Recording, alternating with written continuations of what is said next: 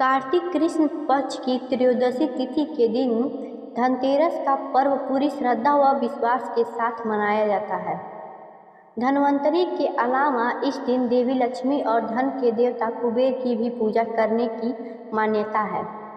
इस दिन को मनाने के पीछे धन्वंतरि के जन्म लेने की कथा के अलावा इसके बारे में एक दूसरी कहानी भी प्रचलित है। कहा जाता है कि एक समय भगवान विष्णु मृत्युलोक में विचरण करने के लिए आ रहे थे। तब लक्ष्मी जी ने भी उनके साथ चलने का आग्रह किया। तब विष्णु जी ने कहा कि यदि मैं जो बात कहूँ तुम अगर वैसा ही मानो तो फिर चलो। तब लक्ष्मी जी ने उनकी बात मान गई और भगवान विष्णु के साथ भूमंडल पर आ गई। कुछ देर बाद एक जगह पर पहुंचकर भगवान विष्णु ने लक्ष्मी जी से कहा कि जब तक मैं न आऊं तुम यहाँ ठहरो। मैं दक्षिण दिशा की ओर जा रहा हूँ, तुम उधर मत आना। विष्णु जी के जाने पर लक्ष्मी जी के मन में कौतूहल जागा कि आखिर दक्षिण दिशा में ऐसा क्या रहस्य है जो मुझे मना किया गया है, और भगवान स्वयं चले गए। लक्ष्मी जी से रहा न गया और जैसे ही भगवान आगे बढ़े लक्ष्मी जी भी पीछे पीछे चल पड़ी। कुछ ही आगे जाने पर उन्हें सरसों का एक खेत दिखाई दिया। खूब फूल लगे थे। सरसों की शोभा देखकर वह मंत्रमुग्ध हो गई और फूल तोड़कर अपना श्रृंगार करने के बाद आगे बढ़ी। आगे जाने पर एक गन्ने के खेत से लक्ष्मी जी गन्ने तोड़कर रस चूसने लगी। उसी क्षण विष्णु जी आए और यह देखकर लक्ष्मी जी पर नाराज होकर उन्हें श्राप दे दिया कि मैंने तुम्हें इधर आने से मना किया था, पर तुम न मानी और किसान की चोरी का अपराध कर बैठी।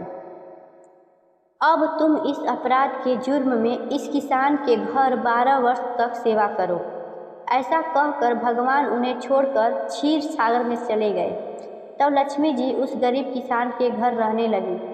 एक दिन लक्ष्मी जी ने उस किसान की पत्नी से कहा कि तुम स्नान कर पहले मेरी बनाई गई इस देवी लक्ष्मी का पूजन करो, फिर रसोई बनाना, तब तुम जो मांगोगी मिलेगा। किसान की पत्नी ने ऐसा ही किया। पूजा के प्रभाव और लक्ष्मी की कृपा से किसान का घर दूसरे ही दिन अन्न धन रत्न स्वर्ण आदि से भर गया। लक्ष्मी जी ने किसान को धन्य धान से पूर्ण कर दिया। किसान के 12 वर्ष बड़े आनंद से कट गए।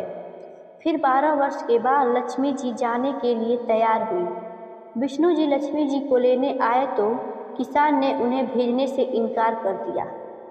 तब भगवान ने किसान से कहा कि इन्हें कौन जानने देता है, यह तो चंचल हैं, कहीं नहीं ठहरती, इनको बड़े बड़े नहीं रोक सकी।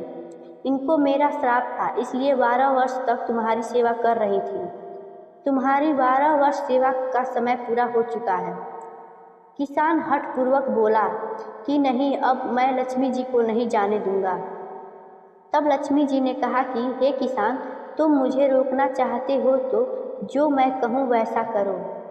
कल तेरस है, तुम कल घर को लीप पोत कर स्वच्छ करना, रात्रि में घी का दीपक जला कर रखना और सायंकाल मेरा पूजन करना, और एक तांबे के कलश में 1 रुपये भर कर मेरे लिए रखना। मैं उस कलश में निवास करूंगी, किंतु पूजा के समय मैं तुम्हें दिखाई नहीं दूंगी।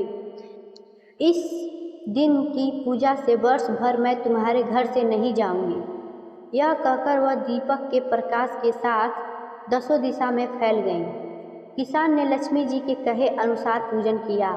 उसका घर धन धान्य से पूर्ण हो गया। इसी वजह से हर वर्ष तेरस के दिन लक्ष्मी जी की पूजा होने लगी। धन्यवाद। Like and subscribe.